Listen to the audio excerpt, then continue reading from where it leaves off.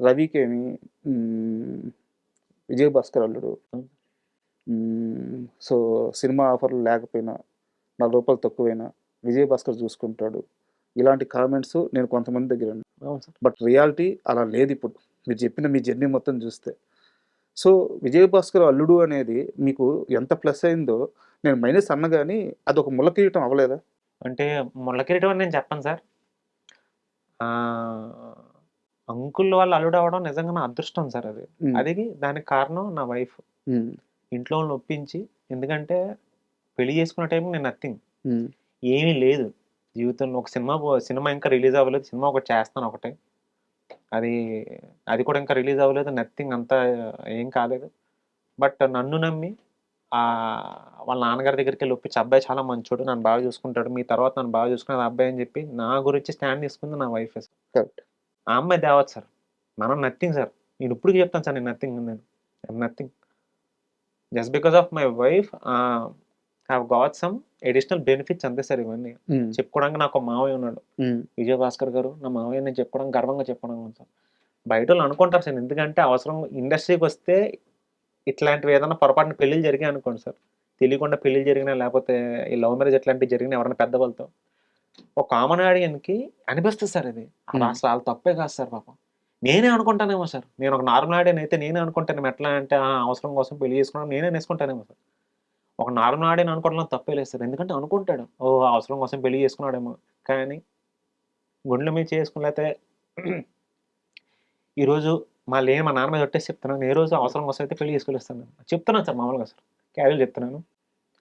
మా మామయ్య గారు ఈ రోజు కూడా నన్ను ఒక సొంత కొడుకులానే చూసుకున్నారు గానీ, ఏ రోజు నన్ను ఒక అల్లుడిగా ట్రీట్ చేయడమో, లేకపోతే బయటోడిగా ఎప్పుడు చేశారసలు. మా మధ్య ఆ ప్రొఫెషనల్ దూరం ఎప్పుడు లేదు సార్. మేమంతా దగ్గరగానే ఉన్నాం. హ్మ్. ఇంకా బాగా దగ్గరయ్యాం. మేము ఆ ప్రొఫెషనల్ థింగ్స్ బాగా షేర్ చేసుకుంటాం. ఏం జరిగింది? ఏం చేయాలి తర్వాత? నెక్స్ట్ ప్రాజెక్ట్‌లో ఏం చేద్దాం? ఇవన్నీ రెగ్యులర్ డిస్కషన్ జరుగుతది సార్. అంత దగ్గరయ్యాం సార్ మేము. సో, ఆ ముళ్ళ కిరీటంలో అయితే ఎప్పుడు నేను ఫీల్ అవ్వలేదు సార్ నేను.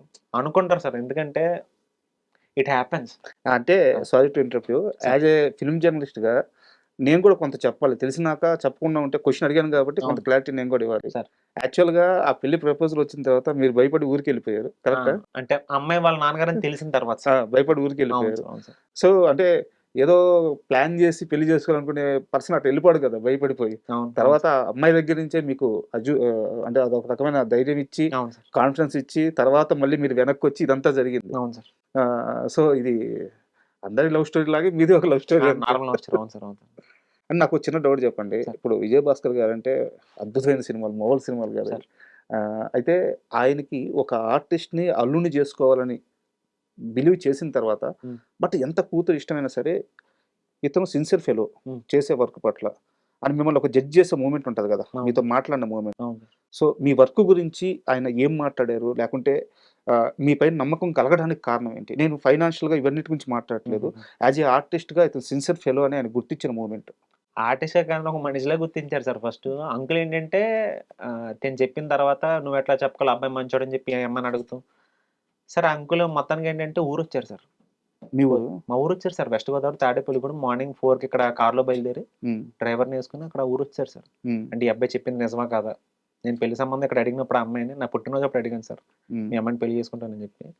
తర్వాత అంకుల్ కొన్న మంత్స్ తర్వాత ఊరొచ్చారు చూసుకోవడానికి. అసలు ఈ అబ్బాయి చెప్పింది నిజమా కాదా? ఈ అబ్బాయి కుటుంబం అదంతా వచ్చి చూసుకొని, మొత్తం అమ్మ, నాన్నతో మాట్లాడిన తర్వాత, ఫ్యామిలీ అందరిని చూసిన తర్వాత, అంకుల్ అప్పుడు హైదరాబాద్ వచ్చి వాళ్ళ చుట్టాలందరికి ఫోను చేసి, లేదు ఆ అబ్బాయికి నో చెప్పడానికి కారణాలేం లేవు. ఆ అబ్బాయి చాలా మంచోడు. హ్మ్. నాకు నా కూతుర్ని బాగా చూసుకుంటాడన్న నమ్మకం నాకొచ్చింది. నేనంతా షూర్. నేనింకెవరి గురించి నేను ఆగనని చెప్పి ఫిక్స్ చేసారు సార్. ఫిక్స్ హ్మ్. చేస్తే 2018 డిసెంబర్ 12న ఎంగేజ్‌మెంట్ అయింది. 2019 ఫిబ్రవరి 14 మ్యారేజ్ అయిపోయింది సార్ అసలు. అబ్బా! క్యారెక్టర్ డెసిషన్ ఏంటంటే ఆయనెప్పుడూ నన్నొక ఆర్టిస్ట్‌లా చూడలేదు. విజయ్ భాస్కర్ గారి దగ్గర ఉన్న గొప్పతనం అది sir. He is not only great director, he is the greatest father. ఒక ఆడపిల్ల గురించి ఎంత దూరమైనా ఆలోచించారో ఒకసారి మీరు చూడండి సార్. ఇది నెక్స్ట్ లెవెల్ ఆలోచించారు సార్ ఇది. నా కూతురు హ్యాపీగా ఉంటదా లేదా అని మాత్రం ఆలోచించారు సార్. కరెక్ట్. నా దగ్గర ఏమీ లేకుండా నాకిచ్చి పెళ్లి చేసి చాలా ఘనంగా పెళ్లి చేశారు సార్. ఇండస్ట్రీలో ఉన్న సెలబ్రిటీస్ అందరూ వచ్చారు సార్ పెళ్ళికి. హ్మ్. అసలు ఆ మూమెంట్ కూడా మంచి మంచి మూమెంట్స్ ఉన్నాయి సార్ నాకు. చెప్తున్నాను సార్. అంటే ఒక అబ్బాయిని వీడికి డబ్బులు సంపాదిస్తున్నాడా లేకపోతే ఏం చూడలేదు సార్. ఆ అబ్బాయి మంచోడు కాదు, నా కూతురు సంతోషంగా ఉంటుందా లేదా పెళ్లి చేశారు సార్, అంతే. సార్ మీరు లైఫ్‌లో అదే ఇండస్ట్రీలో నమ్మారు. ఇంక ఇక్కడే బతకాలని ఫిక్స్ అయ్యారు. హ్మ్. బట్ ఒక స్టార్ మూవ్‌మెంట్ ఉంటది కదా! స్టార్‌డమ్ వచ్చే మూవ్‌మెంట్ ఉంటది కదా! సార్. సో, ఏ వెబ్ సీరీస్‌తో లేదా ఏ షార్ట్ ఫిల్మ్‌తో మీ లైఫ్‌లో మీకు ఆ స్టార్‌డమ్ వచ్చింది? లేదా కోరుకున్న షార్ట్ ఫిల్మ్ చేసే ఒక లగ్జరీ ఉంటది. అవును సార్. అంటే